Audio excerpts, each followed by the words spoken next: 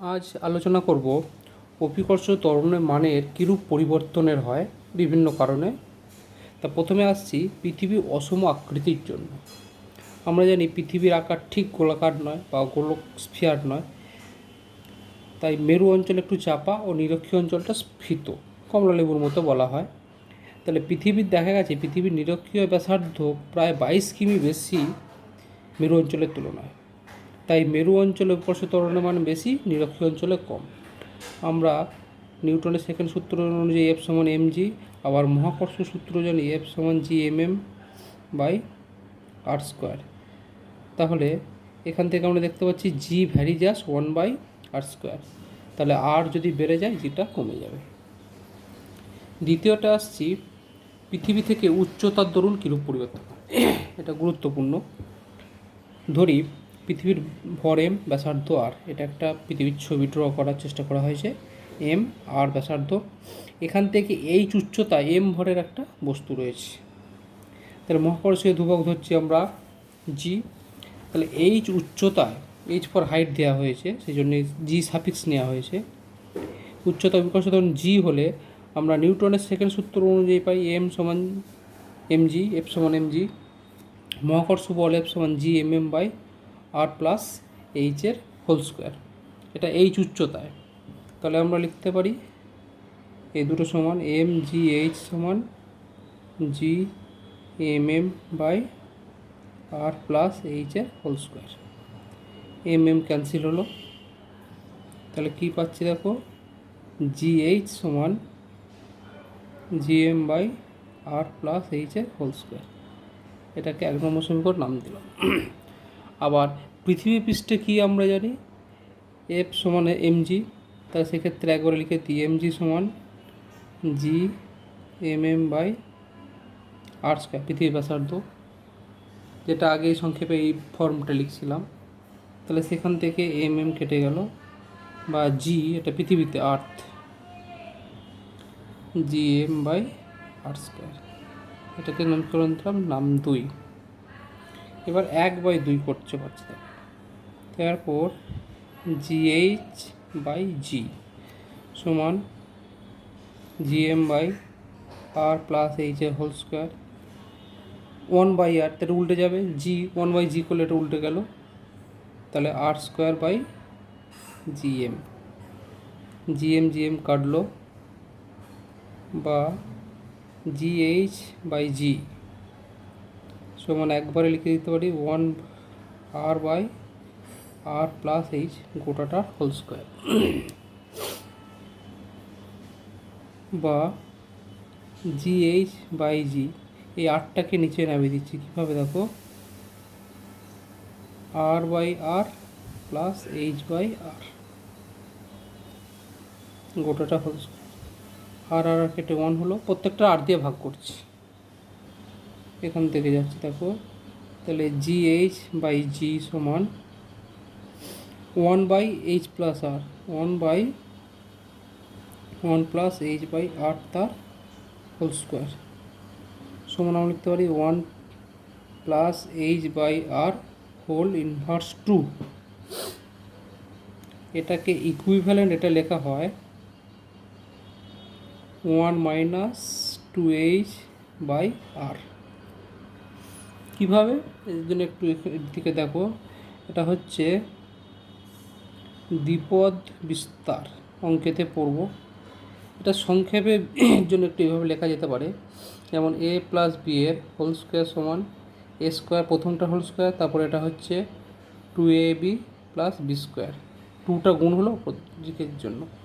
তাহলে এক্ষেত্রেও কী হয়েছে, এক square 2 minus 2 into 1 into h by r plus h square r square রয়েছে। এখানে এইচ স্কোয়ার আর স্কোয়ার পদগুলো কি ক্ষুদ্রর জন্যে নেগলেক্ট করা হয়েছে। তাহলে এখান থেকে আমরা কি পেয়ে যাচ্ছি, জি এইচ সমান জি ইন্টু 1 মাইনাস 2h বাই আর। এটাই হচ্ছে আমাদের পৃথিবীর থেকে উচ্চতার জন্য কিভাবে কমছে 2h বাই আর। এর গ্যাপটা অনেক সময় এইভাবে একটু করা দিয়ে দেখা যাবে। এটা যদি জি প্লট করি আর এদিকে যদি আমরা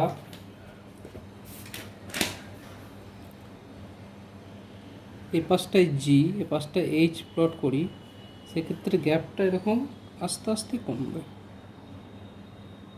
ওটাই জি আর এটা এইচ। আচ্ছা, এবারে আসছি পৃথিবীর অভ্যন্তরে যাওয়ার জন্য পৃথিবীর কীভাবে অভিকর্ষ ত্বরণে পরিবর্তন হয়। এক্ষেত্রে ধরি পৃথিবীর ভর এম, ব্যাসার্ধ আর, একই ব্যাপার। এক্ষেত্রে গভীরতায় যাচ্ছি, তাহলে ডি গভীরতা ধরলাম, ডি ফর ডেপথ সুবিধার জন্য। এরপর গভীরতা যাওয়ার জন্য বস্তুর উপর ক্রিয়াশীল অভিকর্ষ ত্বরণ জি ডি ধরলাম, যেহেতু কম ওটা। তাহলে পৃথিবীর অভিকর্ষ ত্বরণ জি, পৃথিবীর গড় ঘনত্ব ধরলাম রো, আর মহাকর্ষীয় ধ্রুবক জি। এক্ষেত্রে ছবিটা দেখো, যখন এইখানে বস্তুটা পৌঁছবে, সেক্ষেত্রে বাইরের এই যে বলয় অংশটার ভর কার্যকর হবে না, কারণ মহাকর্ষ সূত্র জি mm/r²। তাহলে এখানে যেটা কার্যকর হবে এই r - d, এখানে পি বিন্দুতে দেখানো হয়েছে।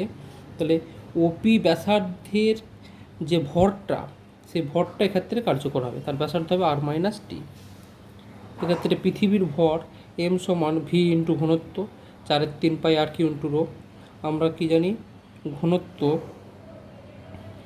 d = m/v, সেক্ষেত্রে m সমান v ইন্টু ডি, সেখান থেকে পৃথিবীর ব্যাসার্ধ আর, তাহলে 4/3π/r³ আয়তন ইন্টু ঘনত্ব। তাহলে ডি গভীরতায় পৃথিবীর ভর হবে 4/3π/r - h³ ইন্টু রো। এক্ষেত্রে আমরা এবার দুটো জিনিস দেখতে পাবো, দেখো। প্রথমে পৃথিবী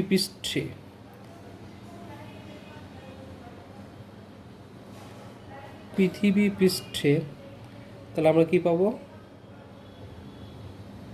mg সমান জি mm/r², বা mg সমান জি, এম মানে হচ্ছে 4/3π/r³ into rho into m/r²। তাহলে এই আরটা কেটে একটা আর হবে, এই এম কেটে যাচ্ছে, বা জি সমান 4/3π/0, এটাকে 1 নম্বর নাম দিলাম। আবার ডি গভীরতায় এফ সমান এম ইন্টু জিডি, সেখান থেকে পেয়ে যাব এম ইন্টু জিডি সমান g m d into m/r - d তার হোল স্কোয়ার, বা এম ইন্টু জিডি সমান জি 4/3π, এটা আগে যেটা বসে আসছি, r - h এর whole cube into rho by r - d, r - d whole square.